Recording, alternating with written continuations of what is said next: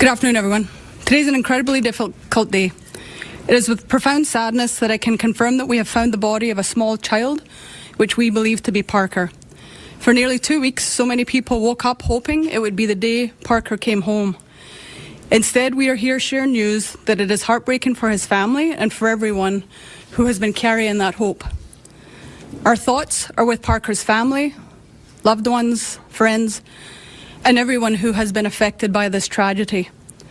On Tuesday, we received information from a member of the public who located evidence consistent with the clothing Parker was last known to be wearing. Search teams were deployed, and as a result of those efforts, the body of a small child has been located. It is believed Parker entered into a deep culvert on the west side of Deerfoot Trail, where he travelled into a network of pipes that crossed under Deerfoot Trail. His body was found in a small pipe on the east side of Deerfoot Trail. The Calgary Fire Department required specialised equipment to enter the tunnel system as the conditions were extremely unsafe. It's believed Parker was wearing all of the clothing he was last seen wearing when he entered the tunnel system. However, his shoes likely came off at some point and washed out of the culvert at a later time. The terrain is challenging and forms part of a water environment. As with any search involving water, environmental conditions can affect what can be observed and when evidence may become visible. While exhaustive efforts were made throughout this investigation, it is not always possible to completely eliminate every possibility within a large search area. Just a few days ago, I spoke about seeing the very best of our city. That remains true today. As I said earlier this week, in my 35 years with the Calgary Police Service, I have never seen such dedicated, extensive, and sustained search efforts. Searchers, volunteers, police officers, and partner agencies committed themselves to finding Parker and bringing him home safely. Many of the people involved in this search formed a connection to Parker despite never meeting him. People from across Calgary, Alberta, Canada, and around the world shared Parker's information, searched for him, and held on to hope for his safe return. I want to acknowledge the efforts of our members, partner agencies, and search volunteers. Since Parker was reported missing, they worked around the clock under challenging conditions, covering vast areas of terrain, following up on thousands of pieces of information, reviewing extensive digital evidence, and pursuing every avenue available to us.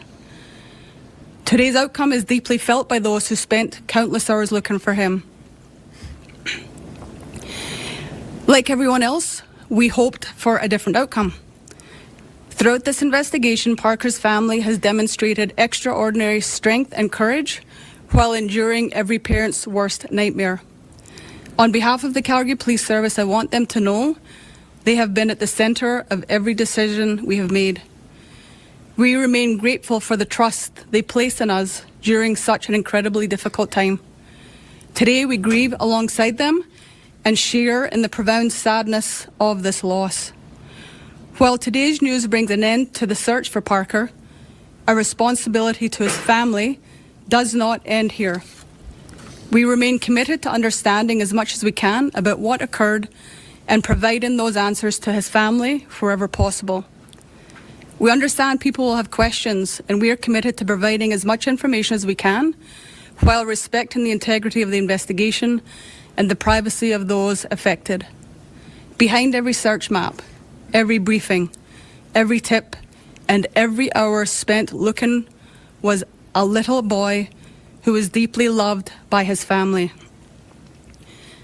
Parker's family is asking for privacy as they navigate this profound loss, and we respectfully ask that request to be honoured. Before I conclude, I want to thank the thousands of people who stood with Parker and his family over the past 13 days. People from across our city and around the world searched, shared information, checked their properties, put up posters, followed updates, and held on to hope for Parker's safe return. The compassion shown throughout this investigation has been extraordinary, and I know it has meant a great deal to Parker's family. While today is not the outcome anyone wanted, I hope Parker's family takes some comfort in knowing they were not alone. So many people cared deeply about their son and wanted to help bring him home. For that, we are sincerely grateful. Welcome in, everyone. I'm just going to say I want to address this in tomorrow's live stream because right now I can't. I only came across this about 20 minutes ago. So if I talk about Parker, then it's going to be a very short live stream because I'm not going to hold it together. So welcome in, everyone. Big, huge welcome into Camilla, since I can't see you. I'm not going to name everyone right now because I'm late and lots of people have come in, and but just a welcome into everyone. I do have a bit of a tribute for Parker at the end of the live stream, but in terms of addressing this on a live stream, I want to wait till tomorrow's live stream just to give myself a bit of processing time, just to be able to do it without completely having a meltdown. So let's talk about Neil. And I know this possibly seems a bit callous going straight from Parker and moving on, but hopefully you understand. Neil's racked up a $31,000 bill from his recent stay. So he's still around somewhere apparently, but people have been asked not to say where he is. But he's in a different spot, and I can't read the bottom of that. But apparently, according to the Clarence City Council, it has cost more than $31,500, with most of the bill being tied to staffing for crowd and traffic control. The repairs have cost nearly $1,300, but the rest has been crowd control and traffic control. So no wonder they don't want people to know where his current location is. Thankfully, it sounds like he's further down the peninsula, so further away from the crowds. But I thought that would just be a slightly different way to look at things. Okay, just a sec.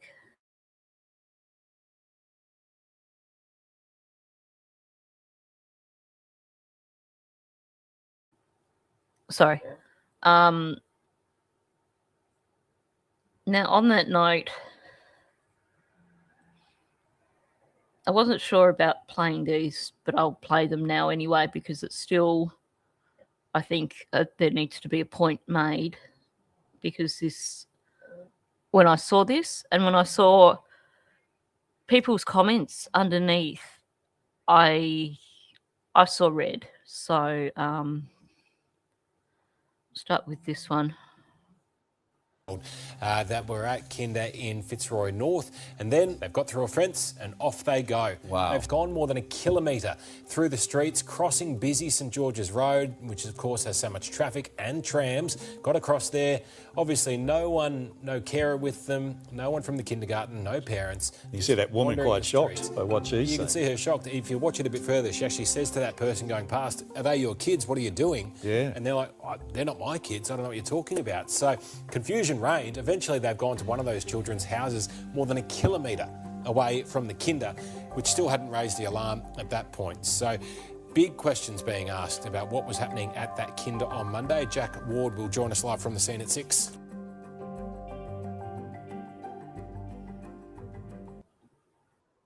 Has been launched into a Fitzroy North kindergarten after two young children escaped through a fence and went on an adventure for more than a kilometre. The 4- and 5-year-olds crossed busy roads, navigated trams and traffic before making it all the way to one of their homes. Jack Ward has our exclusive report.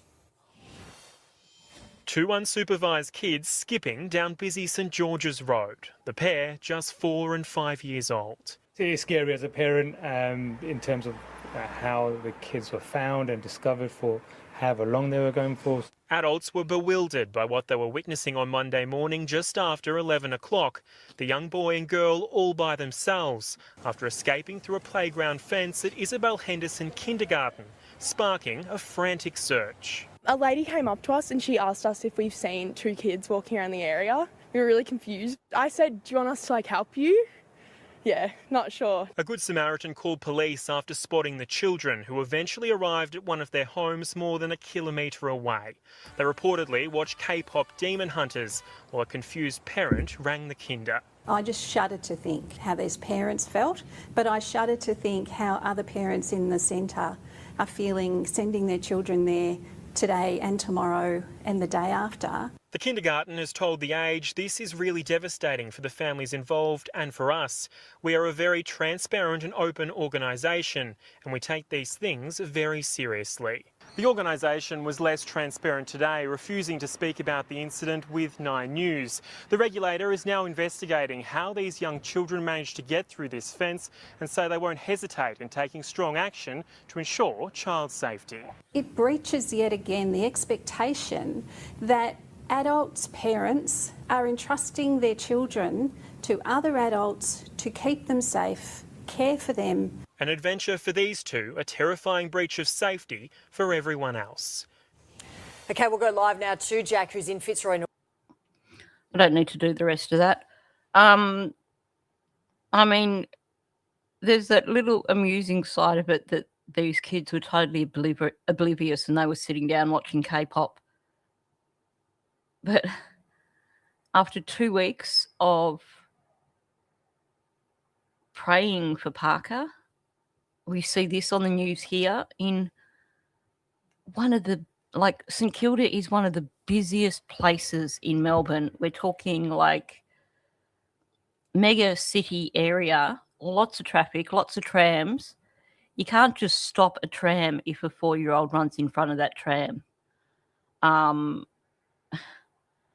One of my brother's friends is a tram driver, and it's par for the course for tram drivers that there's probably a good chance that at least once a year you're going to run into a car because you can't stop suddenly.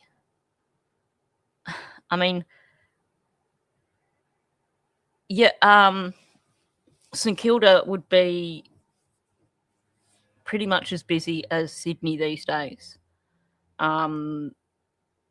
It's one of the sort of real bougie areas now. Everyone goes to St Kilda. It's one of the central, really popular places in Melbourne. And yeah, it probably does. If it being St Kilda, well, I don't know. It's St Kilda's a bit of a mix these days. It used to be kind of like your hippie culture, your cheap rentals. A lot of people lived there because you could get a cheap rental there. It was the old style early buildings and stuff. It was a sort of place where I can remember way back, my brother rented a place in St Kilda. It was one of those little 2-story places, and his bedroom was upstairs with no cooling. You go up the stairs and there are those steep stairs that you think you're going to fall back down. And in summer, you would nearly die from the heat. But it's also now becoming a very popular kind of, it's got all the cafes, it's got all the places to go for coffee.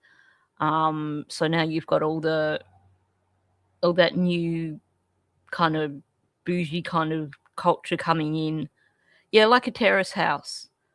There's a lot of them down in Melbourne. And St Kilda is one of the oldest areas, so it's got a lot of those really old houses that used to be cheap rentals because they were absolute dives, and now they've been bought out by people and renovated, and now you pay a fortune for rent down there, that sort of thing. So it's a mix of both, but it's a busy place. I mean, I myself would be reluctant to just cross that road without making sure that I was crossing it in a really, really safe spot. So the thought of two little toddlers, 4 and 5 year olds, crossing a busy road, it's mind blowing. So, that kind of makes me a bit more than just a bit pissed off, and I hope that heads roll. I think I'm glad I did play this because it gave me a chance to vent a bit of anger without venting the anger that I'd like to vent right now. Because I would like to see heads roll, but I'm not talking about St Kilda in Australia. Anyway, I can't go on to Parker today.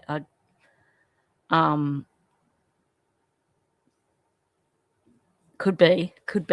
And I saw one of the comments on one of these posts that I saw read was, oh, don't blame them because, it's probably like one staff member to 11 children.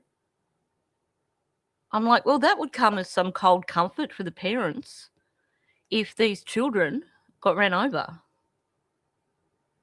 I mean, we had an incident here in Bendigo about, 3 or 4 years ago, where a little toddler, I think he was about 18 months old, he got out of the house, got out through the gate, which had been left open, and he got out onto the highway, the main road out on Kangaroo Flat, and got knocked over and killed by a car. So, it happens.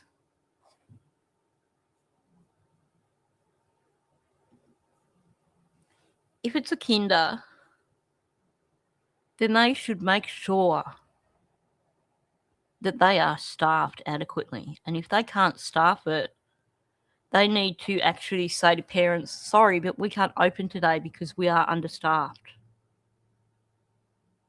You can't mess around with children's lives like this.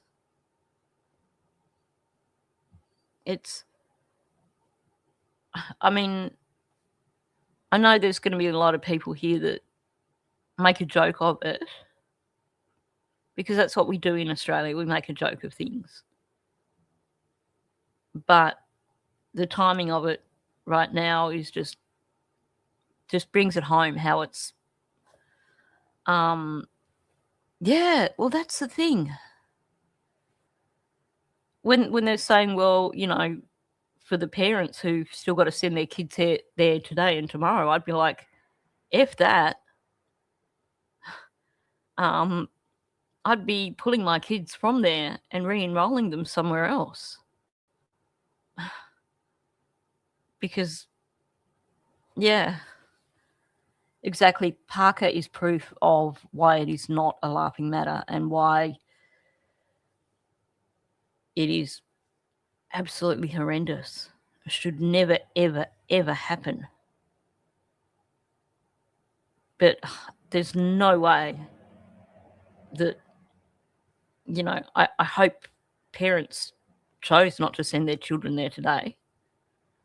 And I hope that they are genuine when they say there's going to be some serious repercussions for this. Because 2 little kids unsupervised down a busy street in St Kilda? No way. No way, no. You know, safety-wise, yeah, sure, they'd probably have very, very low chances of them being snatched by anyone. It'd be more of a thing like that old lady kind of reacting, going, what the heck? You know, who do those kids belong to? But safety as in... And the thing is, when the traffic's so busy and when you've got trams thrown in as well, you're so busy focusing on the other cars and the trams and stuff, you might not even see these kids run out in front of your vehicle until it's too late because of the, you know, the cars parked on the side of the road and everything else. It's just, yeah.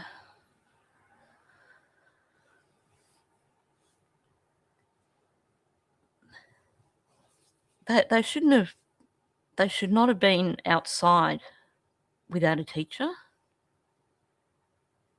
And I mean, even though I'm here saying, well, you know, St Kilda, it's a safe place, yada, yada, yada.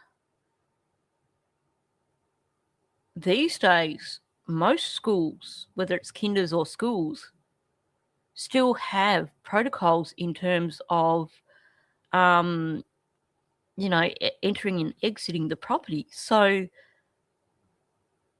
how are they at the front of the property for starters? How did they get out the gate or through the fence or whatever it is?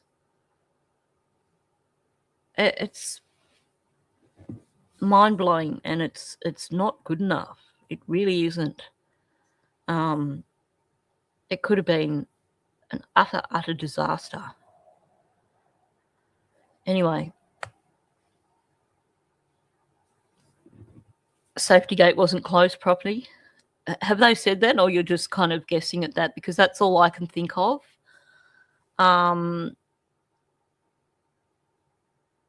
Safety gates should have a spring on them so that they automatically shut. And they should have signage on them. And the children shouldn't be able to get out the front of that property in the first place. Yeah, that's my assumption too. But when I look at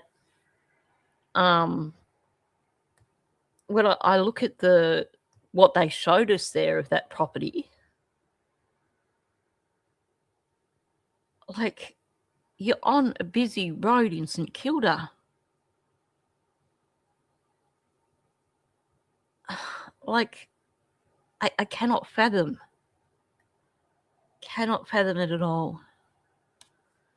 Yeah, Fred, it's so sad about Parker. I'm going to discuss it in tomorrow's live stream because I just can't discuss it in today's live stream.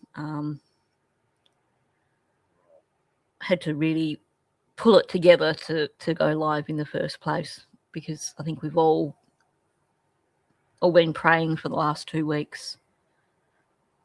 Oh, heck yeah, their guardian angels, certainly.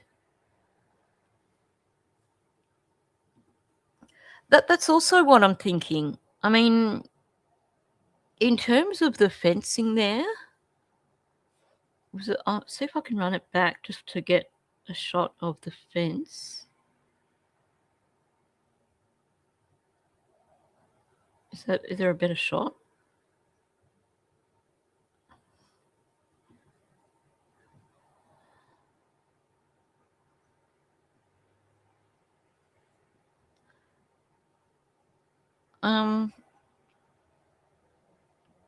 I guess I could imagine little kids squeezing through that fencing.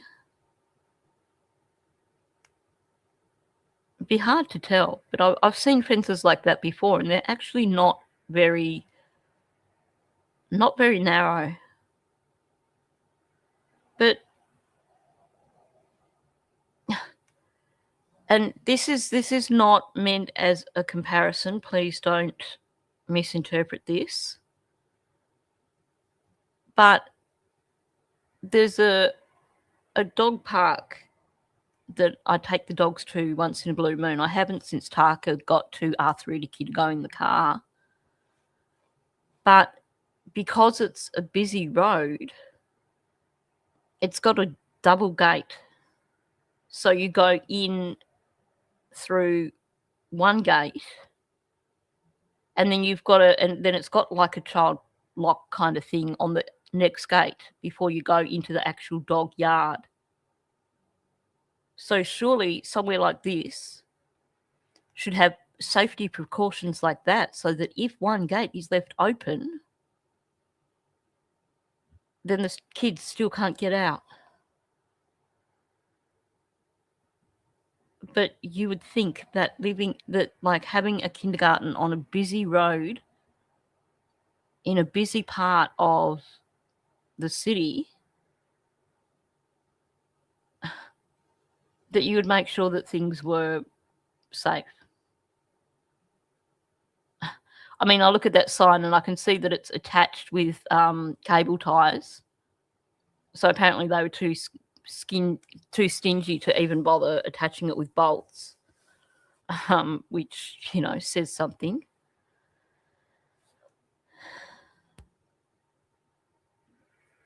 That's a problem. These days, so many parents are struggling just to make ends meet with both people working.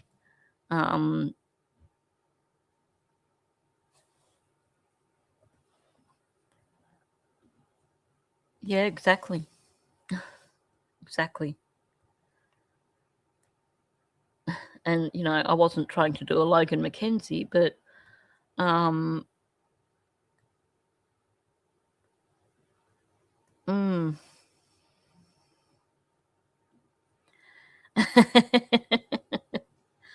oh yeah, heck yeah. I as a kid, I would have easily. Seriously, someone needs a good slap, in my opinion. And I really hope that they really look through every element of what's going on in that kindergarten. So it says here, Victorian government approved. And that's the thing with here in Victoria, because you've got, what is it called, 4-year-old kindergarten here, there's a lot of kindergartens all around the place that are basically, they're not government kindergartens. They're not like government schools or anything. They're run by an organisation with funding from the government. They're all over the place. You can go drive anywhere around here and see these kindergartens. Yeah, I know. 4-year-old kindy is preschool. Here they call it 4-year-old kindergarten, which, when my niece was little and my sister told me that she was starting 4-year-old kindergarten, I was horrified, because to me, I don't like the idea of kids starting school that early. But, it's the system. What can you do? I mean, it's not compulsory at that age, but it's really pushed.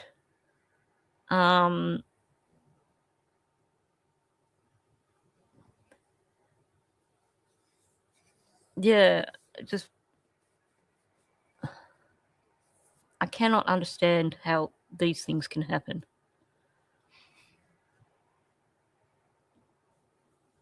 Yep, definitely morning time for Parker's parents. I can't imagine how they're feeling. I really can't. And welcome in, Belinda. Now, need to move on to talking about Lily and Jack and about Daniel. it kind of feels, you know, my brain is like still stuck on Parker. But like I said, I can't go there today. I'll talk about Parker tomorrow, but I can't go there today. It's just not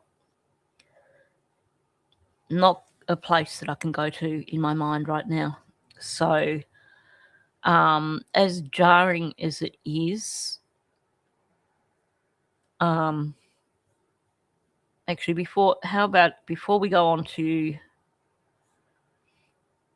let's have a bit of Neil before we go on to Daniel, just to kind of create a bit of separation. Everybody loves Neil, the seal. Everybody loves Neil, the seal. I called my boss and mate, this is real. I'm blocked in the driveway by Neil, the seal. 1,000 kilos, having a snooze, knocking down signs like he's been on the booze, treating Tassie suburbs like they're his own, making love to traffic cones. Neighbors cheer like he's kicked the winning goal. On your Neil as another ballad rolls. He's got 1.4 million TikTok fans. Everybody loves Neil on the sand. Traffic cones are basically his Tinder. Every fence gets swiped right, each winner. He's Australia's biggest viral deal. Everybody loves Neil, the seal. Everybody loves Neil, the seal. Other young seals wrestle mates all day. Neil's got fences standing in the way. His friends live thousands of kilometers south, so he flops on anything like it's his couch. Every pole in Tassie's got a restraining order. The council says Neil back to the water. Telephone box, yeah, that'll do. Poor bloke just wants to call a crew. He doesn't want the fame or flashing lights. He just wants seal mates by his side at night. But instead he's trending everywhere. Hobart's biggest superstar without a care. He's got better approval ratings than the PM. Hobart's unofficial mayor, everyone backs him. My toxic trait, if he knocked on my fly screen door, I'd unlock it before he hit the floor. If perimenopause was an animal, it'd probably be him. A beautiful blubbery disaster potato with a grin. He needs his own TV show. Netflix, come on, give Neil a go. He's got 1.4 million TikTok fans. Everybody loves Neil on the sand. Traffic cones are basically his Tinder. Every fence gets swiped right, each winner. He's Australia's biggest viral deal. Everybody loves Neil, the seal. He'd trade every viral reel just to hang with another elephant seal. From the beaches to every pub and meal. Everybody loves Neil, the seal. Neil, Neil, Neil. Everybody loves Neil, the seal. Neil, Neil, Neil. Mayor of Hobart, what a legend. Neil, Neil, Neil. King of the coast, prince of the poles. Everybody loves Neil, the seal.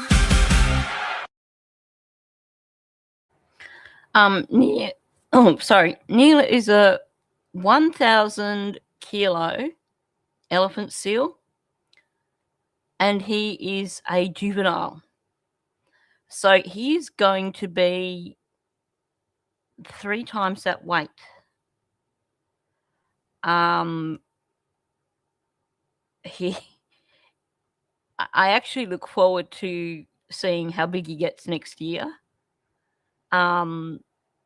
But he's gone viral.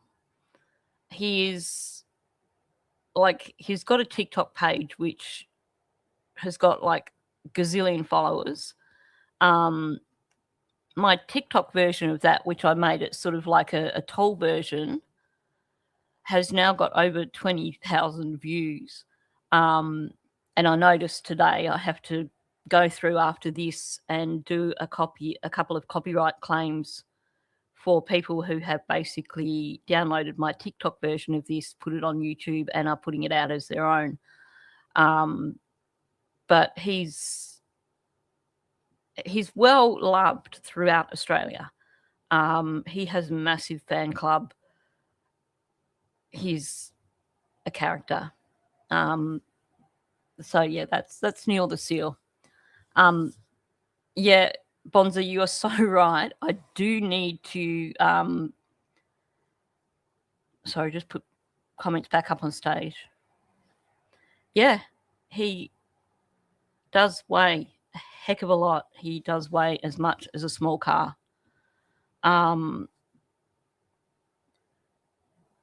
Yeah, elephant seals are mostly from like around Antarctica. So they've tracked his movements down to Macquarie Island, which is it's a kind of an island between like Tassie and Antarctica, and combines Neil the Seal with Superman Dan. I vote for Neil the Seal. He does head down to Macquarie Island, which is pretty much an island that's just covered in seals. But he was born on a beach somewhere in Tasmania, and he just keeps going back twice a year when he's shedding his skin. I know he could. Next year he could destroy that phone booth. I swear.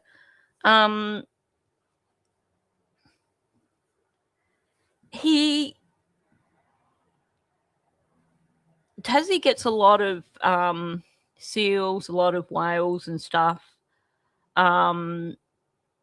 It's right down in the Southern Ocean, and you do get a lot of seals around the area. But he's been going into like 7 Mile Beach, which is where he was seen, is quite a populated area, only about a 15-minute drive from the city. So it's not common to see seals turn up there. You might see them further down the peninsula, or further down south, but that's a really I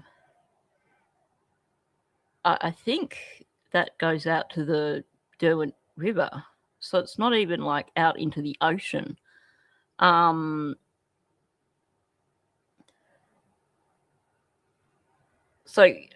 it's an unusual spot for him to be, we'll put it that way. I don't know if there's a lot of seals in Bass Strait. I think mostly they're in the southern end. Did I say northern before? I think mostly they're in the southern end of Tasmania, because mostly, they're mostly like around the Antarctic area, Macquarie Island, down Southport area, down bottom of Tassie and stuff. But yeah, gotta love Neil the Seal. I swear he enjoys the attention. I guess, he's become accustomed to being around people, because he's been around people since he was a pup. I didn't see what you said, Teresa. No, you're right. He is about the size of a small car, the weight of a small car. So no, you do know what you're talking about. Bass Strait probably is too rough.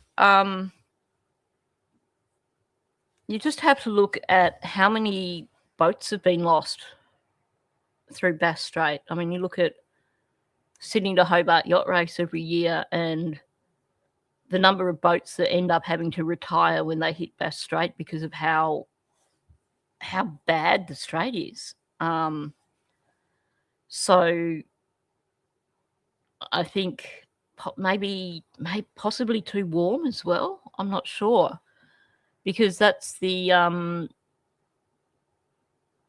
water in Bass Strait is pretty much coming straight across the globe. There's like, I think, straight from like South Africa or something. You've got the roaring 40s just kind of, coming across. So probably is too rough, I guess.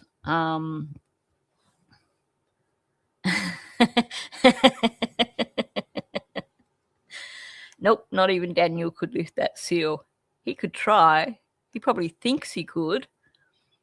But yeah, he couldn't lift Neil. Oh dear. But Bonza, I do need to get some of our Aussie ads queued up for when we need a bit of a brain break as well. Yep. Now let's set Neil on Daniel. Yeah, but let's not send Neil to Nova Scotia. We like our Neil here. We'd like to keep him. I'm sure Nova Scotia have their own seals occasionally, perhaps. But we'll keep Neil. Oh dear. Okay, now I'm ready to deal with Daniel. So just again, welcome into everyone. I'm sorry if I've not greeted people this morning. Was a little bit discombobulated. It was not the start to the day that I hoped with the news about Parker. So, and I do have a thing for Parker at the end of the live stream, but I've just nothing here right now.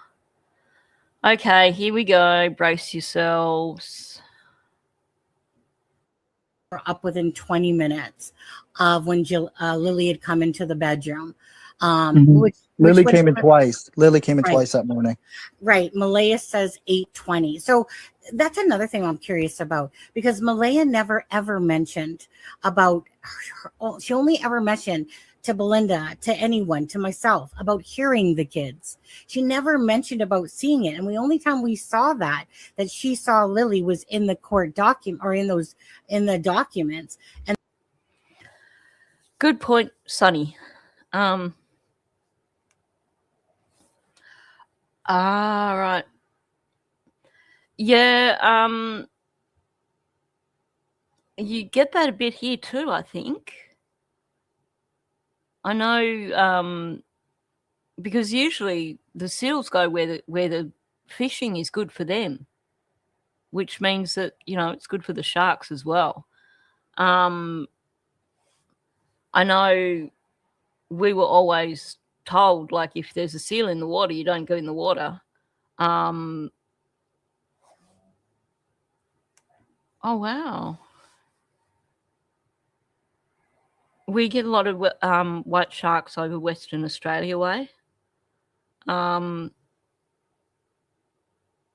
you ever had like great white shark attacks in Canada? I'm guessing probably you do.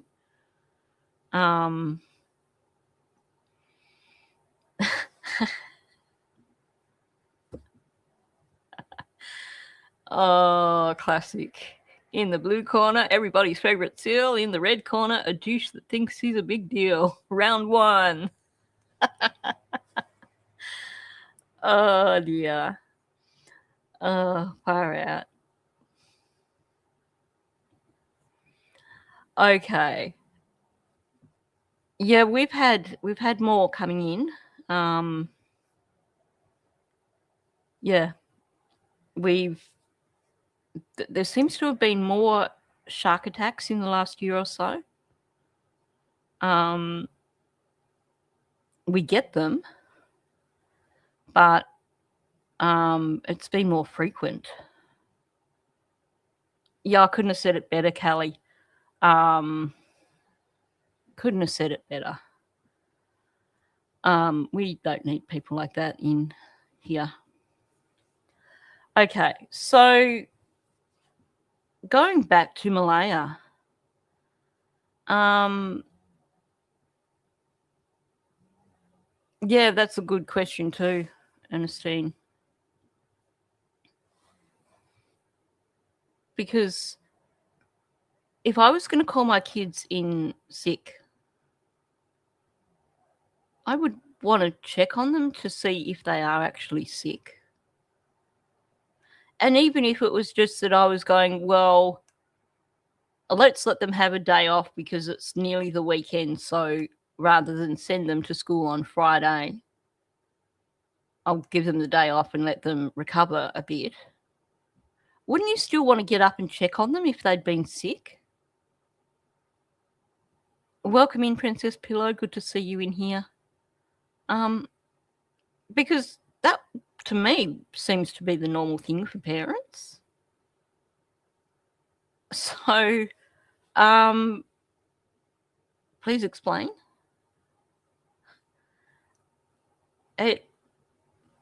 This is where I keep coming back to. There were choices made by Malaya. We can show understanding of what she went through in terms of her relationship with Daniel. But at the end of the day, she made choices.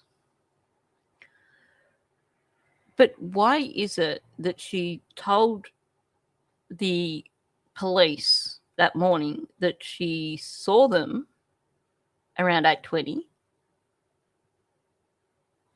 but then everything else we hear, like after that, she's like she heard them? My thoughts are that sorry, I got sidetracked. I was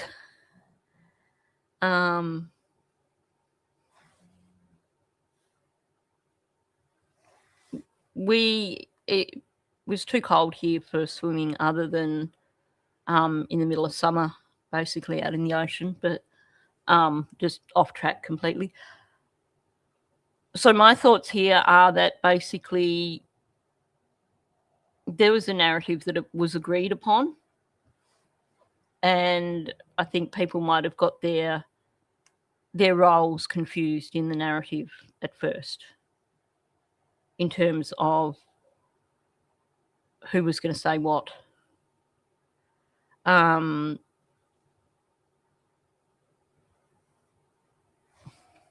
Actually, they could. They'd be able to know what device it was sent from. So they have their forensics dudes would be able to tell which device it was sent from. And they downloaded both phones. So after downloading both their phones, even though Malaya deleted that app, they'd still be able to tell which phone that was sent from. So welcome in, Gaspagal. I love the names that people come in with, but it takes me a moment to stop and think. I love this picture too. It is just so cute. Eating there, it looks like they've got a little bit of a treat of mac and cheese, because who doesn't love the occasional mac and cheese meal? Jack looks like he was really getting into it. Oh, that's a place. How did I pronounce it wrong? Gasper? Quebec. Of course, it has to be Quebec. I try very hard with a lot of the French pronunciations, but I do tend to fail dismally. I was working on a video last night where I was talking about the boot prints and the corporal, and his name is like Tichon, and then like Shook or something at the end or something. And I actually ended up having to stop recording and take a break because I got the giggles because I pronounced it all wrong. And then I just couldn't stop thinking about it. So I'm like trying to record a video and I kept getting the giggles, which was just really bad. Yeah, craft dinner. It's my lazy go-to sometimes if I want to be really unhealthy. I have a box in the cupboard with the little sachets of Kraft mac and cheese for when I really want to be unhealthy. I prefer homemade mac and cheese, that's for sure. But you can't go past it for a really guilty snack that's really, really good. I always have to add more cheese, though. It's never cheesy enough for me. But, you know, like I said, that's coming from, I prefer to make my own mac and cheese because the box stuff tastes so fake, but it's also good for a really naughty treat. Cape Breton and gasp. So is it gaspy? Oh, now I'm getting confused. I'm not going to try. Okay, let's get back to this.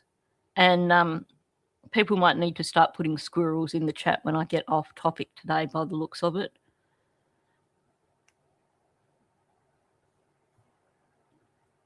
I like that. Nice mac and cheese as opposed to good mac and cheese. Well done. Yeah, that's definitely. I agree with that. Not a fan of mac and cheese. I love, my dad used to make a variation of it, which was like a curry one. We used to call it Dad's special sauce. But anyway, totally off traffic. Gordon Bennett. Okay, let's just get on with it. And then she put it at around 8:20 that Lily had come in the room. But, you know, and I thought it was odd because to me, if a child comes in the room, there's no way the mother isn't kind of going to turn her head or be looking that way perhaps or something. Okay. Also, too, Sonny, if she said 8:20, right? Yeah, it's after. If Malaya said 8:20, and then what did she do? Go to sleep for 8 minutes and then make that phone call? Right. I understand like the craziness of this, right? We don't have. He's reveling in this conversation. Daniel would have been so delighted when the news came out about Malaya making this 8:38 phone call. Oh no, Charlotte keeps getting kicked out by her phone. That was me yesterday after my live stream. I was trying to go in and just edit the final live stream and it just kept booting me. Now, you can see the motivation here so clearly. The focus is off Daniel right now. The focus is on the fact that Malaya tried to make a phone call to Cindy at 8:28 in the morning, even though the claim was that they only discovered the children missing at around 9:40 or something, 20 minutes before they rang dispatch. And the whole notion is that they were in bed all morning. So Daniel loves this because it takes the focus off him and it puts the spotlight on Malaya. So he's all over it. Suddenly, Daniel, who's got no concept of time, any other time, when it relates to Daniel, has the times locked in here. He's normally time blind, but right now, not remotely time blind. So, you know, it shows you exactly what is going on.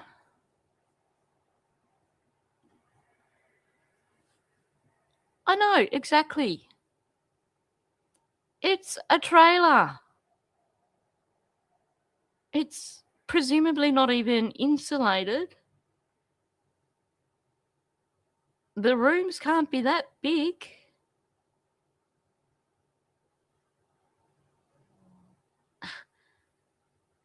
And yet they're oblivious to everything. It's not just about him being oblivious to, Malaya's laying right beside him, but he was absolutely oblivious to the fact of her calling the children in sick or trying to make a phone call at 20 past 8. It's the whole premise, isn't it? Just the whole, we heard them, but we can't hear that sliding door. There's so many holes in their story. But if you're gonna come up with a narrative to explain your missing children, first thing you need to do is make sure that you have separate roles, as opposed to both saying, "Oh, we saw her poke her head in."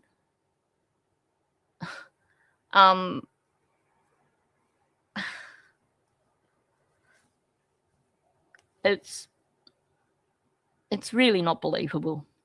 And I think the moment we start to unpack all this Friday morning stuff, it really does make it so clear that Lily and Jack were well and truly gone by Friday morning. An alarm clock in the room. We always used our phones. And Yeah. the way the bed was set up, we had an end table on each side, and we had chargers going to our phones, and they each sit on the end tables, right? Normal. And so there's no way it could have randomly been dialed, because she keeps her phone on the end table just like I keep mine. Well, I beg to differ with that too. I don't think she did randomly dial.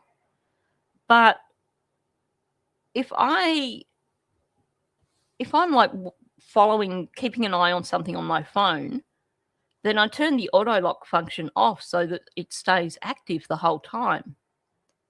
So if you put your phone by your bed and you have the auto lock turned on, it might stay on all night. All it would take would be for you to lean over and just tap the phone in the wrong place.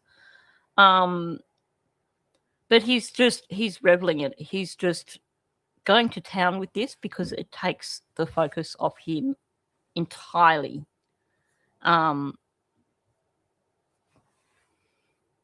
Yeah, you would definitely hear the footsteps.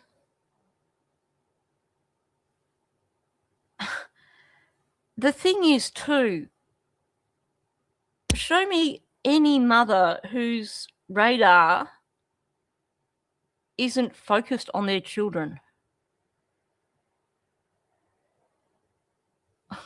Like, maybe you might sleep through the children sliding the door open and heading out. But according to Malaya, they played in the yard for a while. According to Janie, they played in the yard for a while. So even if you slept through that moment of them going through that sliding door and out into the yard, your radar, your whole alarm system would go off if you suddenly became conscious of the fact that your children were outside playing. That's just part of the internal thing that happens to mothers. You are wired to protect your children. So there is no way known that even if they slept through that door sliding open, that any mother would not wake up from hearing their children outside playing when they're meant to be inside. So there's no insulation on the inside walls, and the outside insulation is only 2 inches thick. Outside walls are 2x3 framing. Thanks for that. Oh yeah, heck yeah. I mean, when one of my nieces was a baby, when she was a newborn, Originally, my sister and I used to own a house together, and then when her and her now husband got together, while they were looking for their own place, when my niece was born, we were all in the same house. Kind of like early 20s, that happens. Anytime that baby was awake through the night, I was awake. And that was only my niece. It was like my radar just went, yep, Erlen's awake. Every single time. So I do not buy a mother not hearing her children go out of the house. I do not buy a mother whose children who were apparently unwell the day before not actually getting up to check on them when she goes to mark them off from school. And if you are conscious enough to try and be making a phone call at 8:20, then why not get out of bed and make breakfast for your children? Change the baby's diaper. It makes no sense whatsoever. I mean, heck, I wake up when Taka goes from the bedroom out into the hallway. That's a dog walking from one room to the next, and I wake up because I know that means she needs to go outside. I just cannot comprehend. And you are so spot on, Charlotte. Janie's telling us that all you ever hear is Lily going, come on, Jackie, let's go, Jackie, let's go, Jackie. Your kids are out playing, you don't hear them, or you hear them and you ignore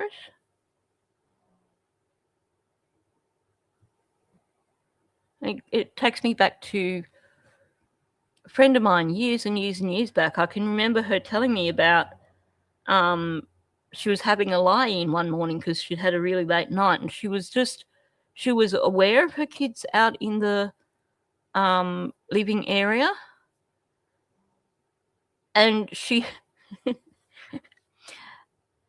heard her youngest saying, hello, who is this? And she shot out of bed straight away because she knew straight away that he'd gotten on the phone and he just randomly dialed someone. This is back when everyone had landlines. So you react.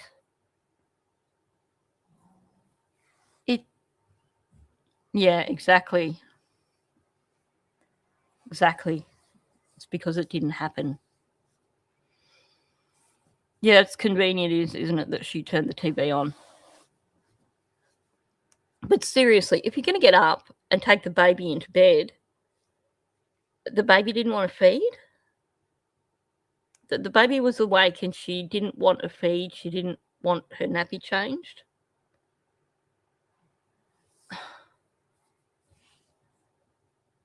Oh, 100%. 100%. Yeah, well, that's it. Everyone knows Friday morning never happened. Thursday afternoon is so vague.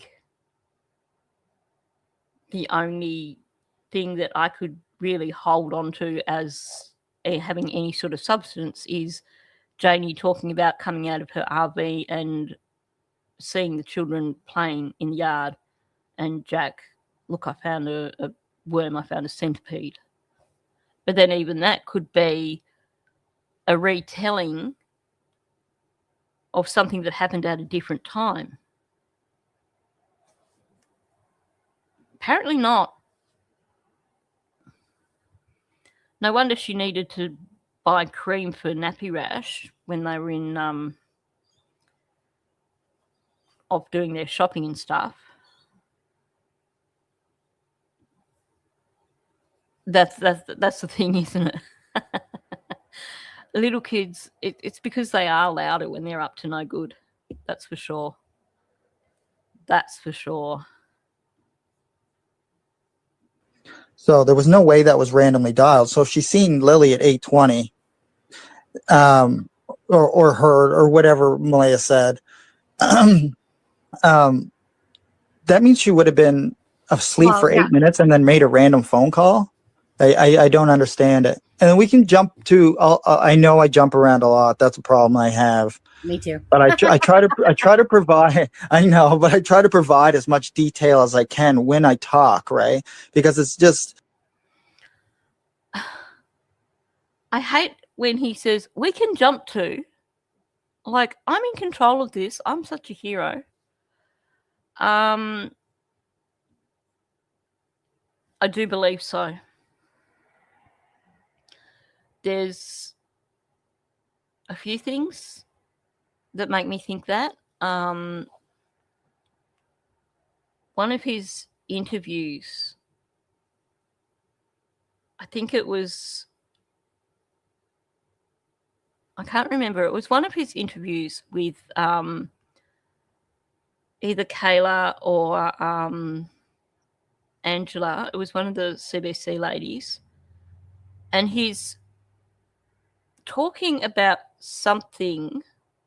I think it's in relation to the dogs or something. And he literally does this thing with his hands where he does the shape of a mound with his hands, and he's so very distinct. I've shown that before. But also, he slips up when he's telling, it could be the same interview, I'm not sure, when he's talking about the human remains detection dogs coming in.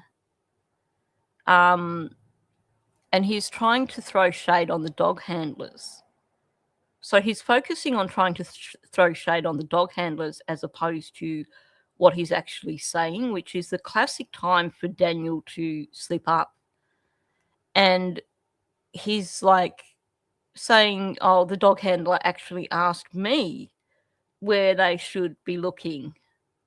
And he says that he told them they should probably look somewhere like around marshes or around waterways or something where the ground's going to be soft, because that's essentially where you could bury someone. Now, given that the premise when the handlers came in was that the children were missing, there was no suggestion of foul play.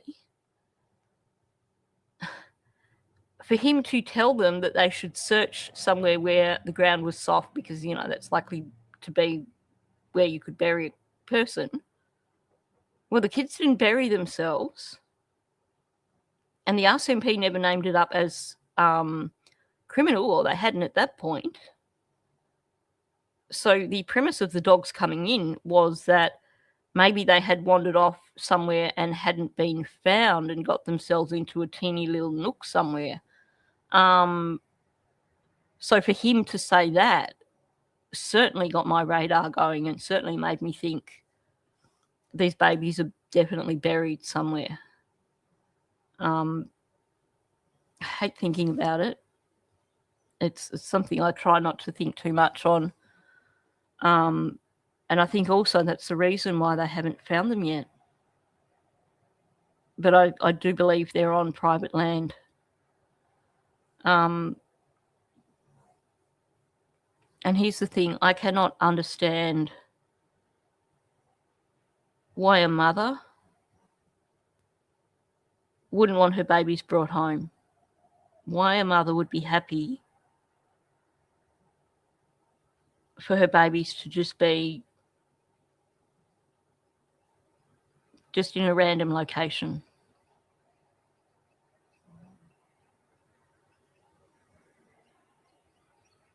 Because even if you somehow came to terms with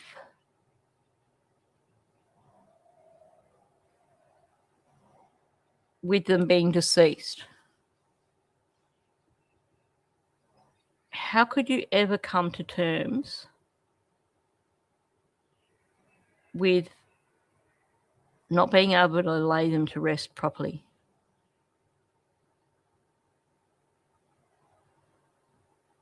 That's the biggest thing that I struggle with when it comes to Malaya.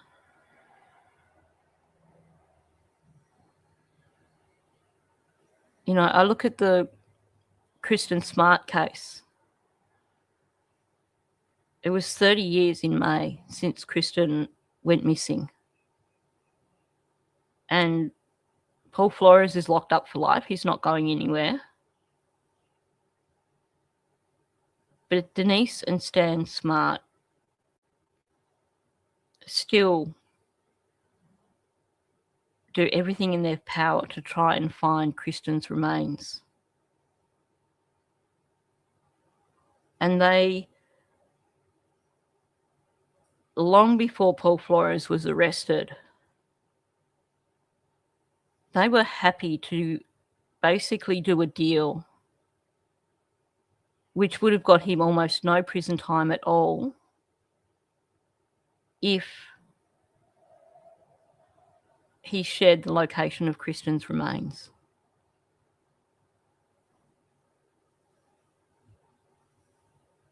You know, Denise and Stan are not getting any younger.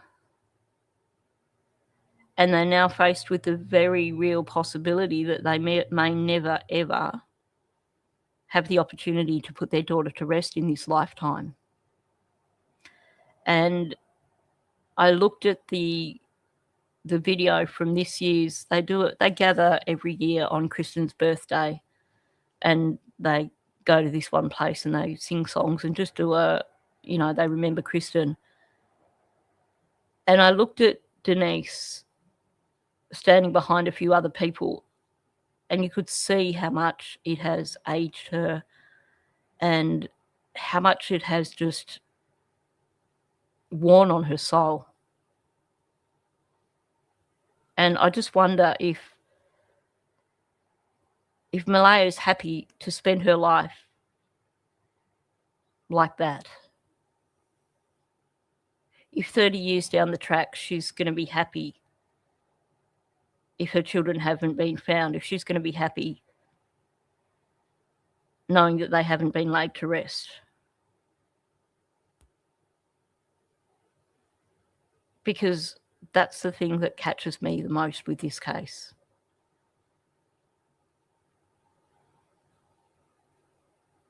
That's the thing that I struggle with the most.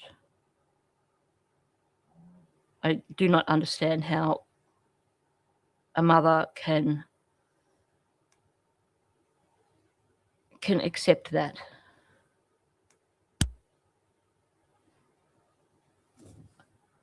Anyway, one of those days, isn't it? Let's keep going with Daniel. If I don't know about something, I can't go into detail, but everything that I did. Okay, yep, Daniel, we believe you. Oh dear. Yeah, that's a good question.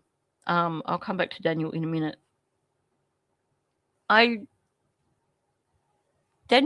Jordan's been very defensive. I don't know if it's just that he's caught up in it because of Durwood, or if he's aware of stuff, or if he helped, or if maybe the RCMP should be focusing over in that direction as opposed to Gerlock Road. I think Daniel does have faith in friendship. I think that's why Jordan and Chance have got these massive charges against them. Because Jordan is going to go to jail if he is convicted. There's no ifs and buts about it when you look at the charges against him. Now, I don't know what the story is with Chance, where his case is, but he could well be facing jail time as well. But Daniel seems confident in them.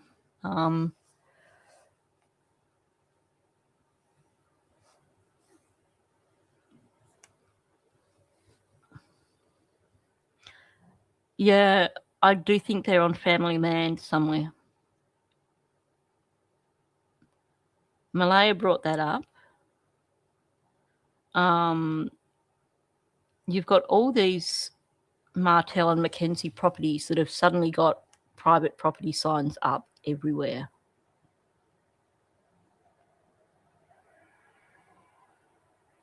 So it certainly...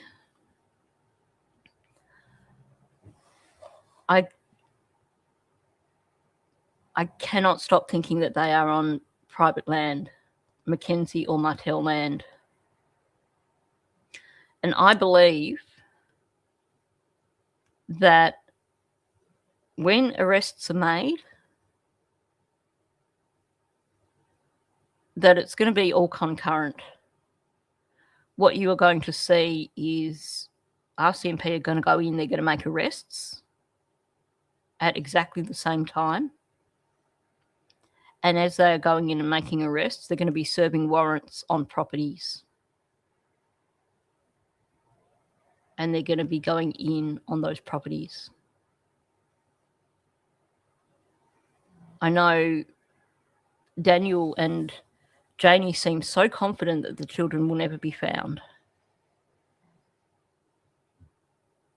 But what they don't realise is that when this case does officially pivot to a criminal investigation, then there's going to be warrants. And those warrants are going to mean that every property connected to Daniel and Janie is going to be searched, in my opinion. And they won't get warning. It'll just be bam. Arrests, warrants, making it move. And given the amount of time they are taking with the case working towards arrests, you can bet they are going to be so thorough. You can bet that when they serve warrants, they're going to have some idea of where they're looking, what they're looking for. They've had... one of the things they mentioned was, Rob McCammon mentioned this in one of his interviews, that they've had LiDAR drones over the area. Their LiDAR drones are going to be way, way better than the LiDAR maps that I've shown here on my channel. They're going to be far more accurate than what I was showing. I mean, mine's not even from like a pro version of that particular site. So I believe that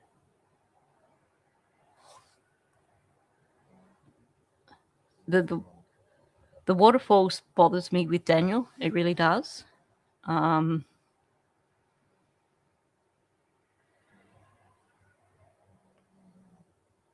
She'll know what I mean. Yeah. And him sending her that random video or random photo when he was out searching late one night.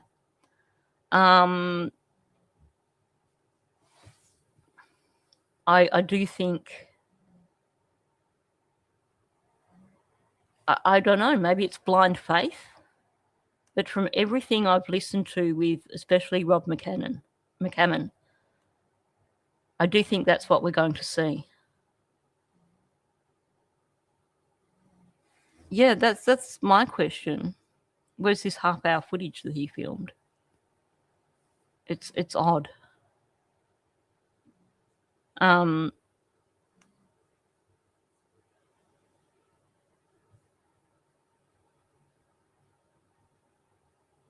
Let's stick away from that song then, shall we? It is a pretty awesome song.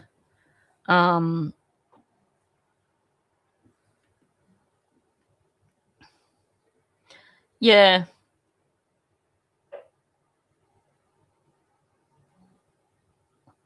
I know some people believe that maybe they're actually in the river,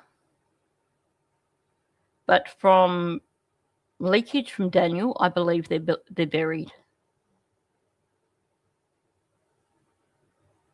But they are definitely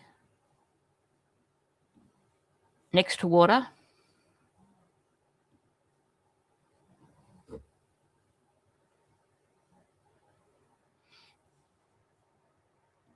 Yeah, it was. It was a hillside with a rather steep cliff area.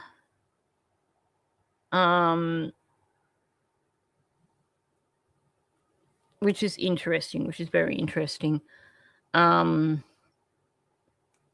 Especially when you look at the LiDAR maps and stuff. But the references, the diving in, muddying the waters, and more of them lately. And then saying to the dog handler that you should probably look somewhere where the ground's going to be wet because it's easier to dig into, or whatever it was he said.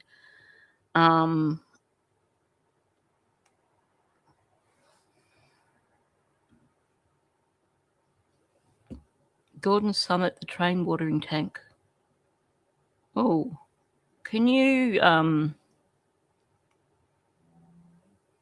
catch me up on that later via email?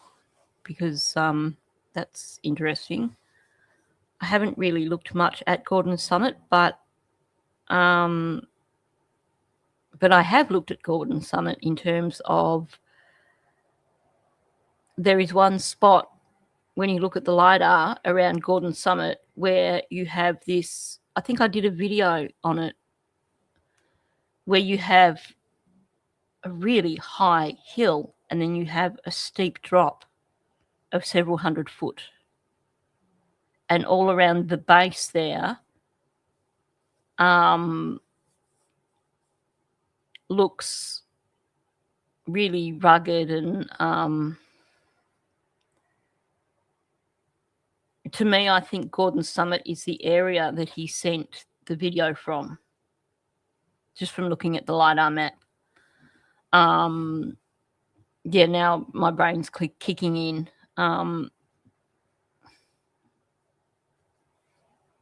Barney's River keeps coming up, but it is quite a distance away, isn't it?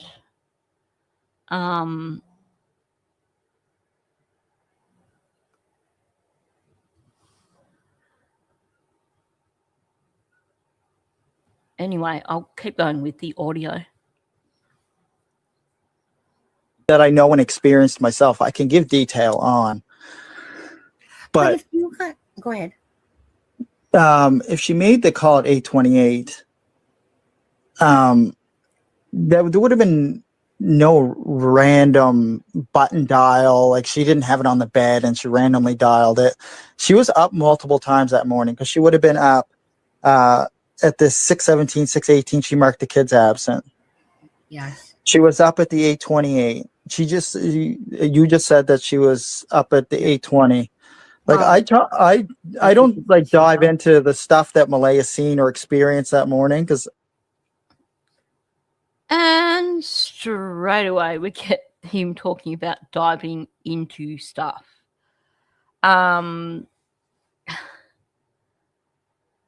He's reveling in this.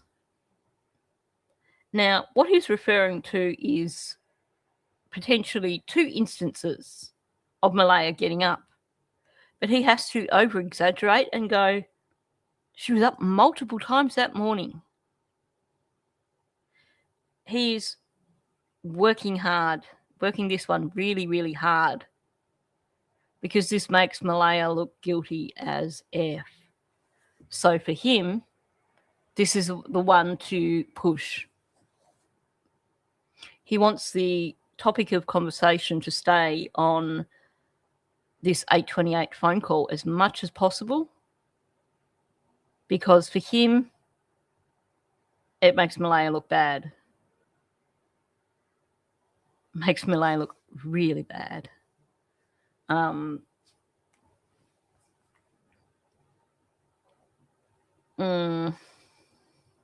Anyway, moving on from that.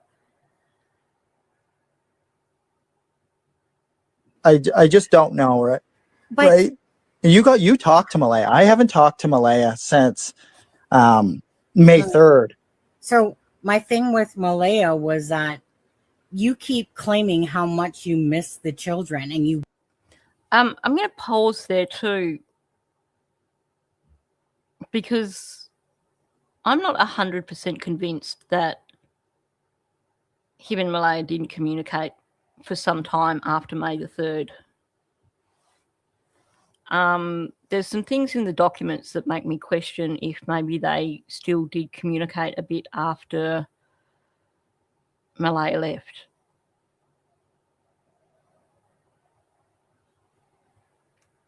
I could be wrong, but anyway. He's forgotten that completely. He's forgotten that completely. Doing everything for them. He's the one that got them ready for bed. He's the one that got them ready for school and got them brekkie and all that stuff. And he was teaching Jack how to zip his thing. Yeah. The approaching her on CPS visits, I think that was at a point where she'd basically drawn the line and said enough is enough. I suspect that up until the point when they orchestrated for Malaya to lose custody of the baby, I do think there might have been communication between them.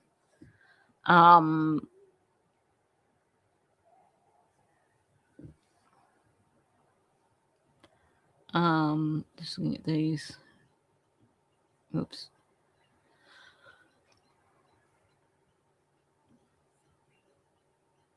Yeah, exactly. Did everything for the kids, but suddenly it's all about staying in bed with the baby. Totally, 100%. They're not good with sticking to their stories, are they?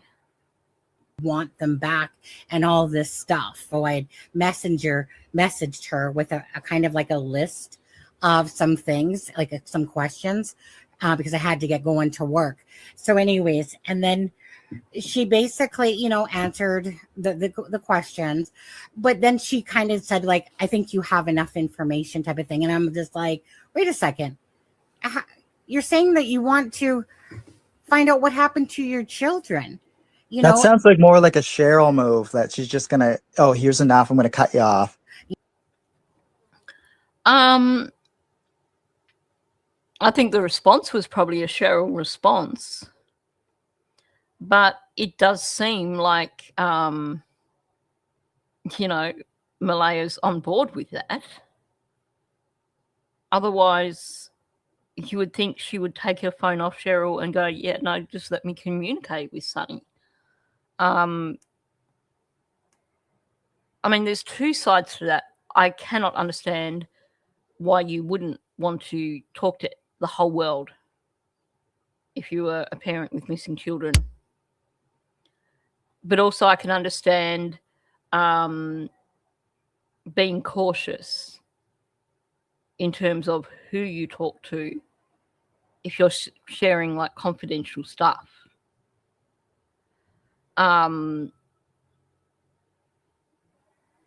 But again, it's that whole thing of your children are missing. Wouldn't you want to just talk to anyone and everyone?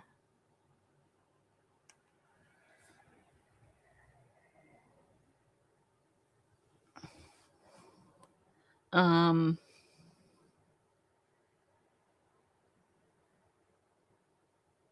not quite following what you're talking about, Gasper Girl.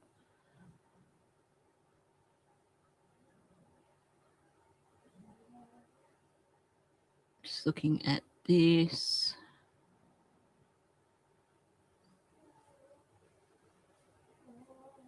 Okay, sorry, I'll just keep going.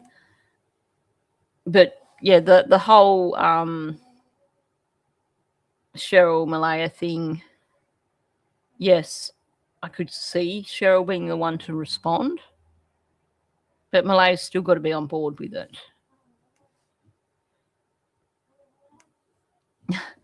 Apparently they both woke up first, depending on which interview you listen to. You have at one point Malaya saying she didn't think Daniel woke up at all. It's like, choose your own adventure. You know, Oh, there's millions of questions you could ask. I mean, it's just. Well, there is, and I think she just tried to. See, that's another thing. I don't know if it was Cheryl that was overseeing it, because Cheryl oversees everything for Malaya. Yeah, I've heard that. And also, too, Cheryl was never Malaya's best friend. Correct. Before this, it was like she took that role to, I don't know, protect Malaya or oversee Malaya in some kind of way. And I find it odd because she was always friends with Cheryl's sister, Shelby. Right, I heard. Right. And my thoughts on the Malaya Cheryl relationship is that Malaya has this need for someone to rescue her. She hasn't developed the strategies for coping on her own, for dealing with stressful situations on her own. So, you know, she went from,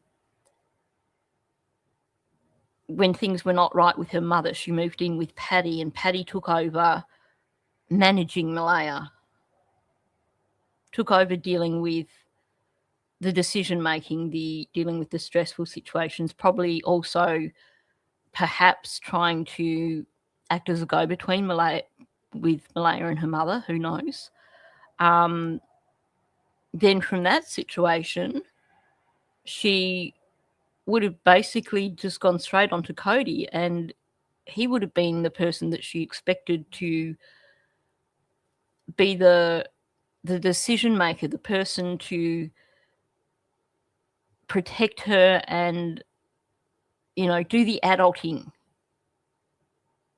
And then I don't know whether maybe she was just putting too much pressure on Cody, and maybe that's why things just fell apart for Cody.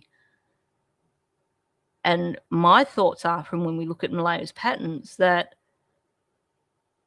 her decision to leave Cody was more about him no longer being able to be the adult in the relationship, no longer being able to do the adulting for Malaya herself.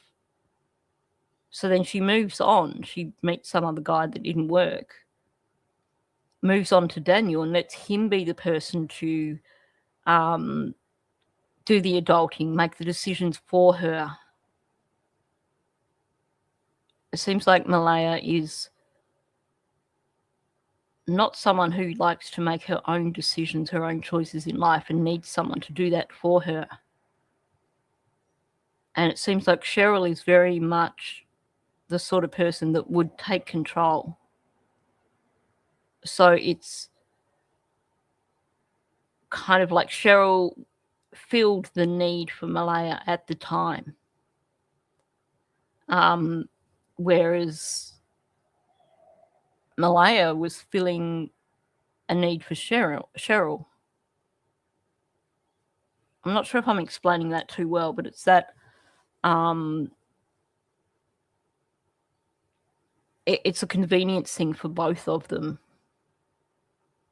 Malaya wouldn't cope with this on her own. She needs people around her to tell her how to cope, what to do, that sort of thing, in my opinion. And that's why her and Cheryl ended up becoming buddies. It was like I met Cheryl before.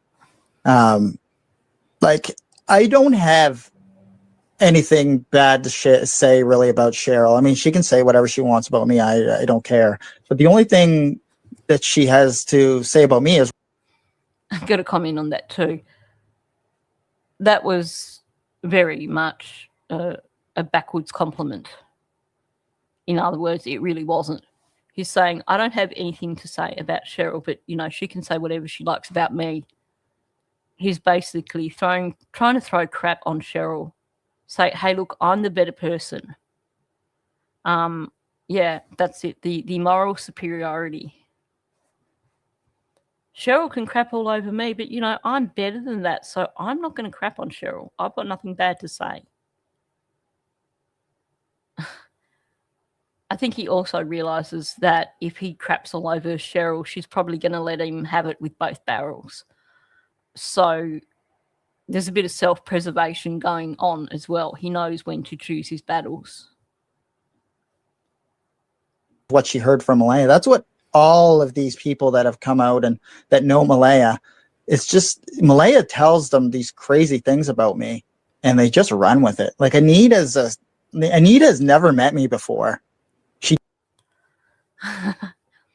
Malaya's told them these crazy things about me and they just run with it.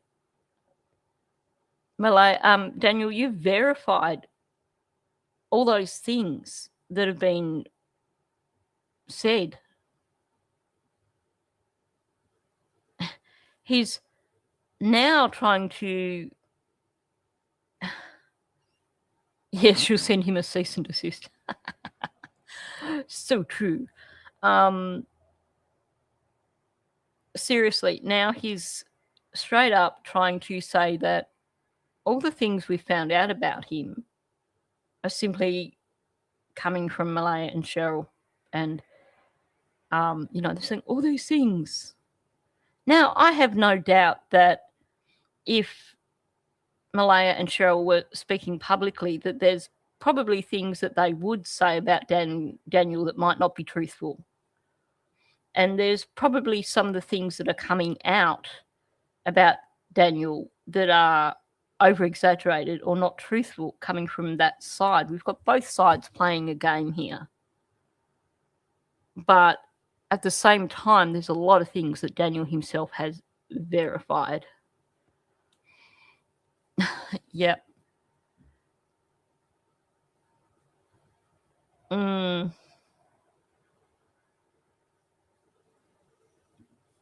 This is the thing that people seem to forget. This crazy scam-nita nutcase comes out and Durwood vouched for her at the beginning.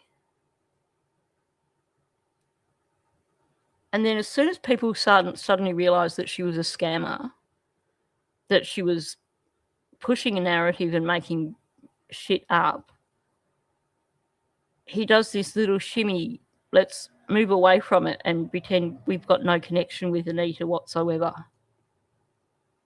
I would like to know what his connection is. Because it just seemed interesting that he was very, very quick to vouch for her at the beginning. He doesn't know me. But yet she just goes on about all these random things that are just crazy. Like Malaya's a prostitute. Daniel pimped out Malaya. Daniel drugged Malaya. Like what? These are all just massive clickbait shit because You know, I think like Anita's main thing is she seeks validation. There was Yep. I mean, he's got Anita nailed. He's so right on this. Anita needs validation. She needs attention. So she comes out with stories that she's originally gleaned from listening to YouTube or reading posts on Facebook. And then when people start believing her because they're like, oh, I do remember hearing something about that, that's when she starts throwing in her own versions.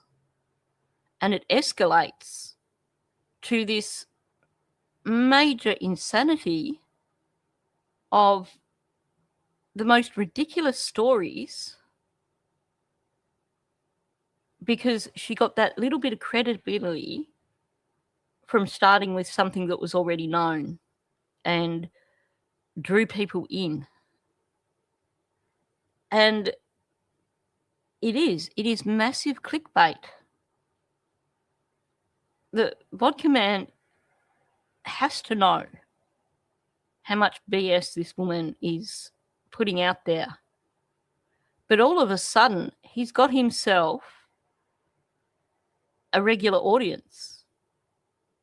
He's got himself people that are tuning in to listen to her.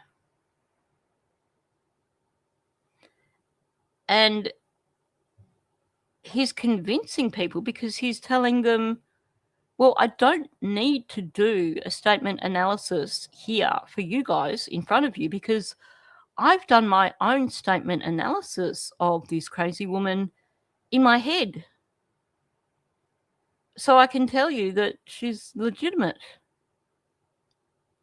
All it is he sees the dollar signs. Sadly, the moment Scam Nita came on the scene, Lily and Jack were forgotten. The Lily and Jack that get spoken about on that channel are fictitious. The Malaya that gets spoken about on that channel is fictitious.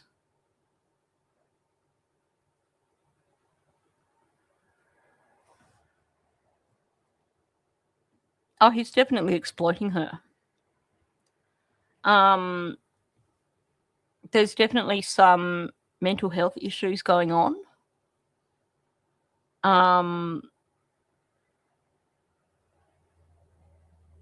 Yeah, justifying her lies with she has good intentions does not fit in at all with statement analysis and statement ethics. They're both making use of each other in a bad way. And it's coming at the cost of Lily and Jack. It's coming at the cost of Cindy, of everybody else that she's made stories up about. Oh my gosh, did he really say that? Wow. If they tell the truth, there wouldn't be anything to talk about. That is so true. Well, and here's the thing. I don't get onto the other channels very often. I try to jump in when I can and support the channels that are genuinely doing this for Lily and Jack, even if it's just me clicking on their content and leaving it running in the background while I'm doing other stuff, just so they're getting the views, so they're getting out there in the algorithm. You know, I'll hop in. Justin's got his 2 different live streams set up like I do, so I'll hop in and I click like on both. And then I'll go and if I'm listening for a while, then I'll just leave it running while I go do other things. The reason I'm getting to that in terms of saying that I don't get a lot of time to watch other content. One of the times recently when I was watching something on Charmaine's channel, and she said something along the lines of that she hadn't been putting as much content out as possible because she kind of felt that she'd said all she could at this point in time with Lily and Jack. Now, on one hand, I was going, wow, I've got a list a mile long of videos that I want to do. And I do have to stop myself occasionally and remind myself that I've got other cases that I do need to do updates on. But that's the approach that it should be. If you're covering a case and you feel that the well's run dry, and that you feel that you're just rehashing things and you're not introducing something new, then by all means, take a break. Go cover other content. Because that's not doing any damage to the case. Come back once a week and do a live stream once a week. But to decide that you're going to put in daily content that is pure fiction, daily content that is malicious, that is hurtful to the families of these children,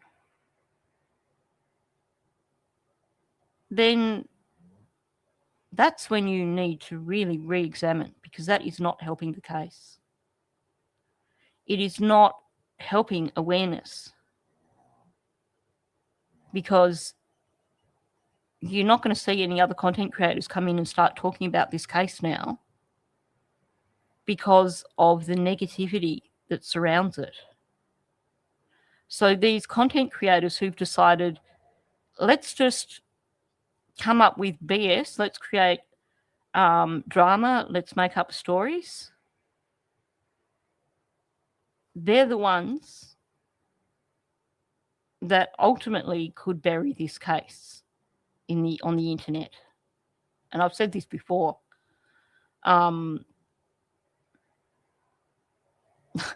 Totally off track there. We were just talking about Scam Nita.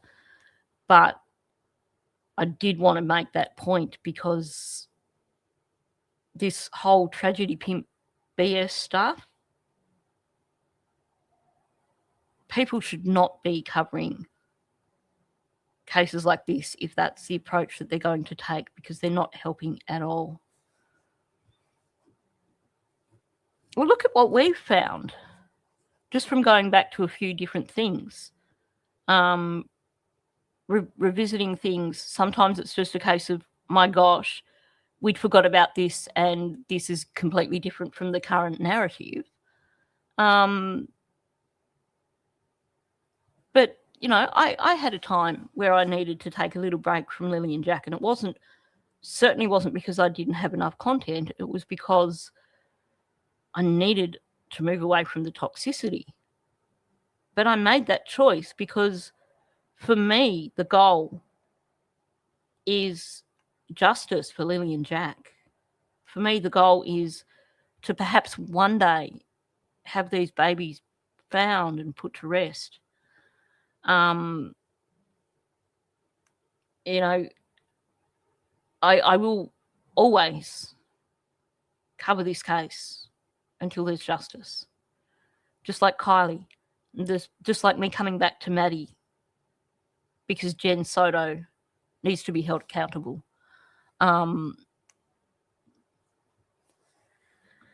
Yeah, that's the problem. It is a double-edged sword.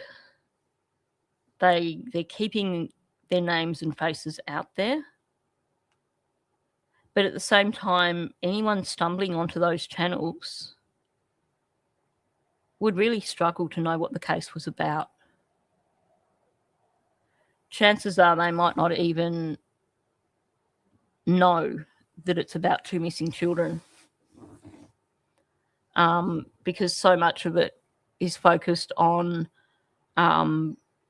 putting crap on Cindy or Malaya or making up new stories about who knows what.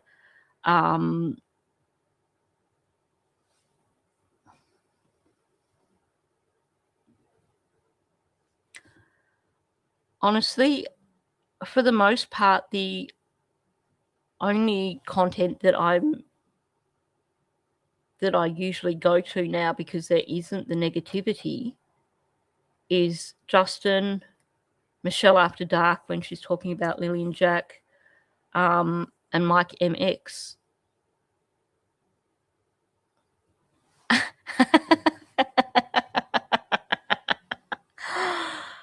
Oh dear, that's hilarious.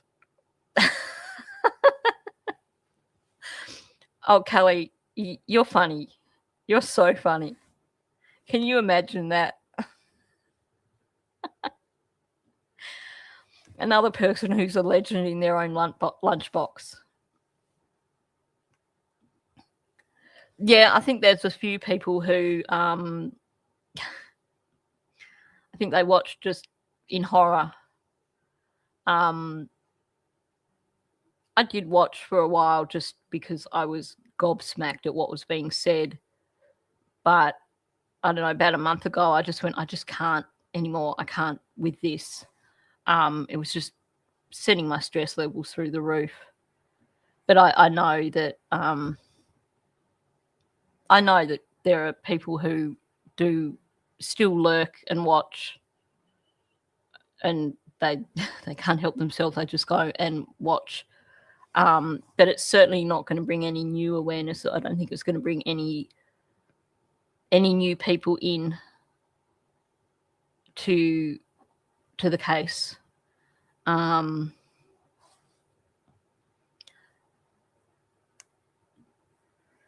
don't even watch replays of any of them.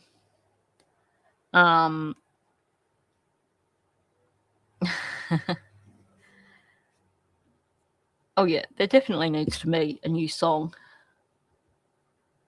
Definitely.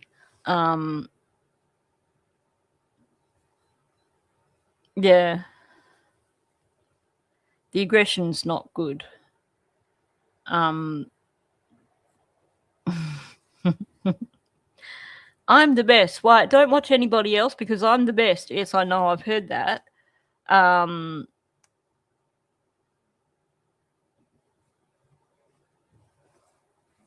Yeah, I think a lot of people do that. They watch to find out what the latest BS is, what the latest version of the story is. Sadly, the more encouragement that woman gets, the worse her stories get.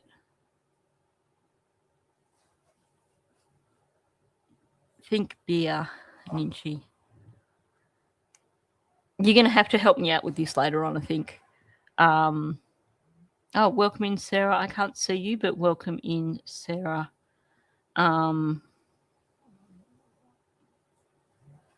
Yeah, look, he destroyed his credibility as someone who's trying to convince people that he's a statement analyst, to then bring someone in who is so clearly making up a load of BS for attention.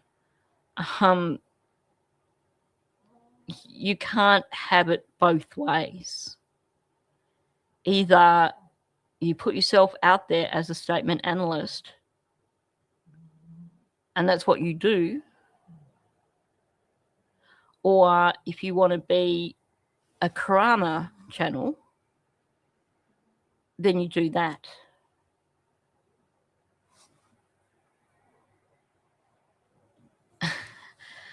Yep.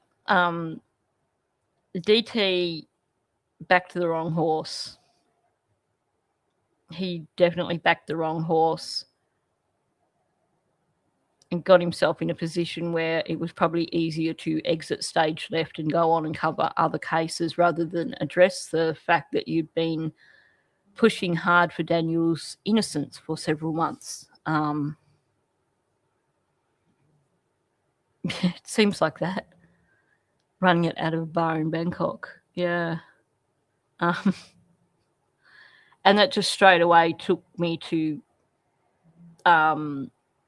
Miss Saigon and that scammer guy in Miss Saigon.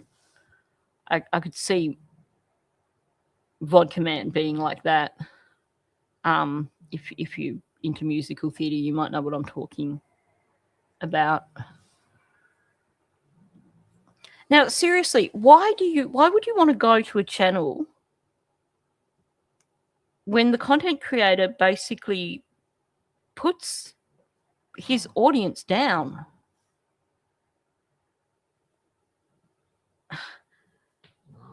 Because he does so often. It does my head in. I do not understand. It's the same with Grey Hughes. Thanks for coming in, Alana. Good to see you here. Grey Hughes is a classic example of that. He admittedly he does get on there and he has Suki Lala because he doesn't know why he's not as big as the other channels. But he abuses his audience.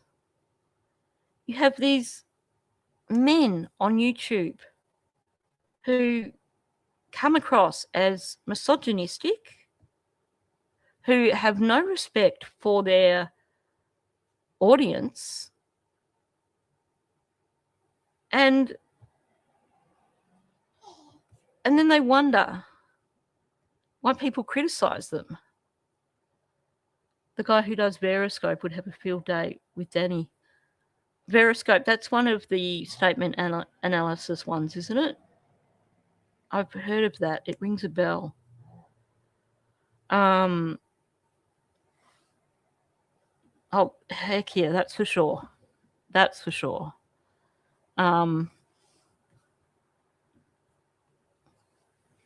Look, that's the thing, you know, for me, it's always been about the victims. It's always been about the families.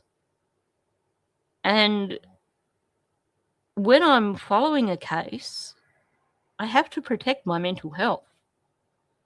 So the last thing I want to do is go and watch content where a content creator is going to tell me as the viewer that I'm a lesser individual than they are. Or that where they're going to go and throw hatred at other people or make up rumors about people connected to the case. I just it does my head in. Oh, that was so classic, wasn't it?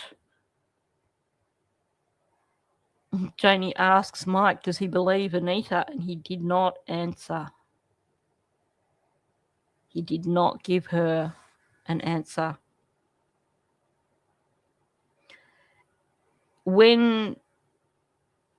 After Anita first came out and things went quiet for about a week, she just kind of vanished. And he came out and it sounded like he was hedging his bets, but it sounded like he was trying to work towards repairing his reputation, because he was making a few comments sort of along the lines of that, you know, he was listening to Anita, but it didn't mean that he necessarily agreed with everything she said or believed everything she said. But then he just threw it out the window. And it's just gone back to he just backs her 100%.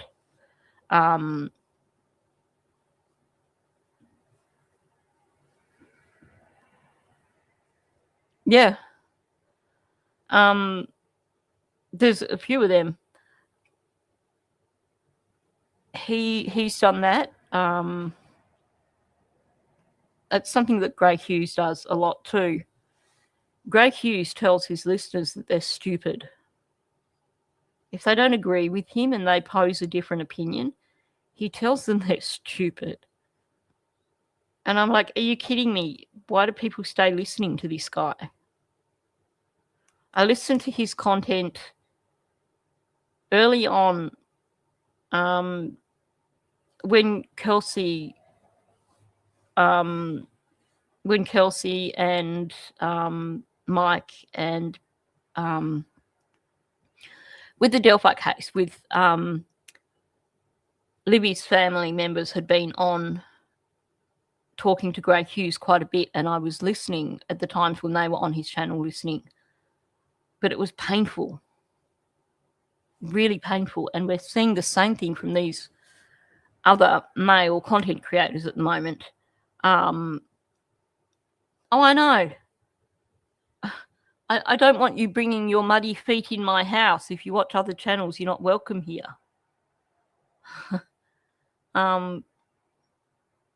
The problem is the people who continue to support these channels when they act like this are encouraging them. I have never, ever seen someone as cruel as Greg Hughes. The way he treats his subscribers is unreal. Absolutely unreal. It is.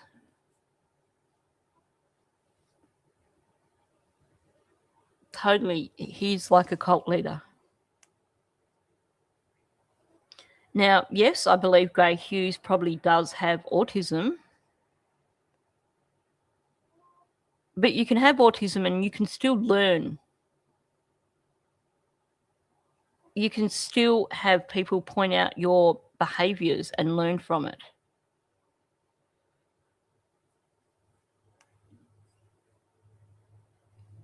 Truth revealed. That rings a bell. Haven't seen him. There are some really good statement analysts on YouTube, like real ones, not like me who's just doing it, I don't have that professional background. I don't always agree with all of them, but there are definitely some good ones out there who really come up with some solid stuff. That's for sure. I do really want to dig in and do some serious statement analysis with Jen, because I think back when I was covering the case before he was convicted, a lot of it was more focused on justice for Maddie. And I really didn't take the time to slow down and do really, really thorough analysis of Jen Soto. And I know when I do live streams that I don't go as deep. So I would like to do that. And that's the thing. I make it very clear that I'm not a statement analyst. I'm a content creator. And sometimes it comes down to me doing my version of statement analysis, but I'm not a statement analyst. Seems my brain is switching off. I will. What was he called again? Truth revealed. Sorry, I've just got to make a note.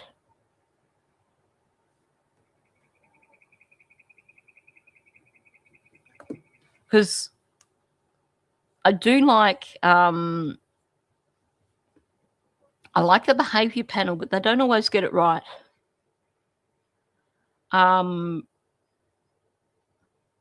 This is going to be controversial, but I'm not overly in love with the detection detective. He seems to me to be focusing a lot on selling his merchandise these days. Yeah, I've got, I'm not sure what birds that was. It wasn't the, I don't know where the rosellas are, but I've got birds that come into the tree outside my window all the time. When I can cope with having the blind on that side open and it's not too cold, I like to have it open, because usually I get birds keeping me company while I'm streaming or recording. No, not a kookaburra. You'd know it if it was a kookaburra. I will have to do a kookaburra video tomorrow so you can hear what a kookaburra sounds like.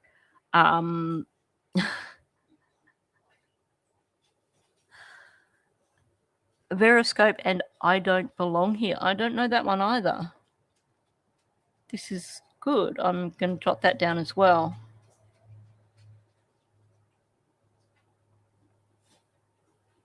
Okay. The dogs are awake. Amira's on the move. So that's my cue to wrap it up. I do, like I said, have a different outro today because I only had a short space of time, but I did do a short tribute for Parker, which I didn't want to play at the beginning of the live stream because I wouldn't have been able to go live. So I'm going to use that as my outro. Thanks for coming in. If you haven't hit the like button, please do.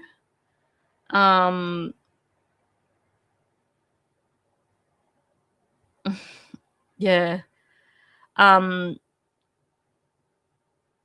If you're now my brain's just fried, just trying to read things. And thank you, Belinda. So appreciate you coming in here and supporting my channel. Very much appreciate that. Yeah, thanks for coming in. Please hit the like. If you're listening on replay, please leave a comment. And please stick around for this outro for Parker. So thanks, and I'll catch you in the next one.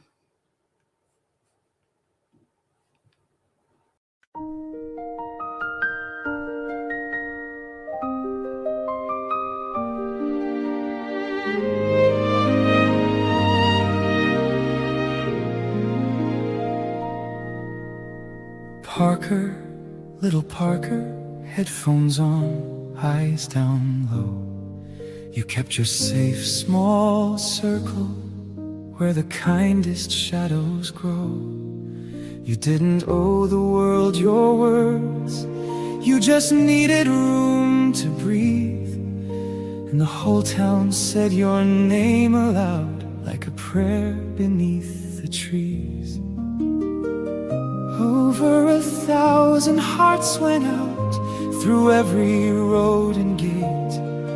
From Calgary to far away, we waited, hoped, and prayed. Prayers for Parker, prayers for Parker. Let mercy hold you now.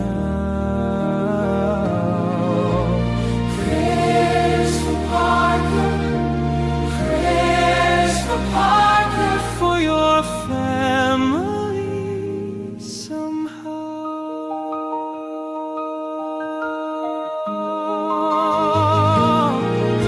Police cars sang the Disney tune soft through the darkened night. Aladdin dreams and shining songs sent on the search for light. People watched from kitchen tables, from porches, screens, and pews. Hands held tight in every country, sharing all they could lose. 2 long weeks of searching every tunnel, field, and street. Still love kept walking onward with worn-out, hopeful feet.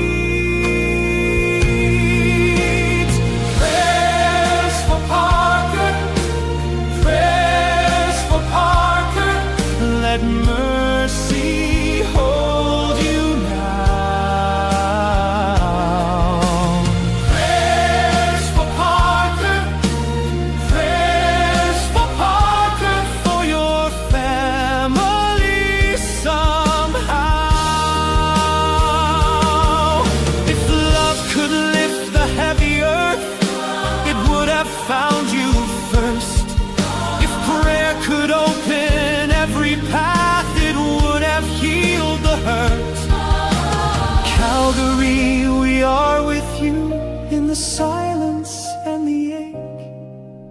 to every soul who looked for him, your kindness will not break. Prayers for Parker, prayers for Parker. Let mercy hold you now. Prayers for Parker, prayers for Parker, for your family somehow. Prayers for Parker, prayers for Parker. May peace be all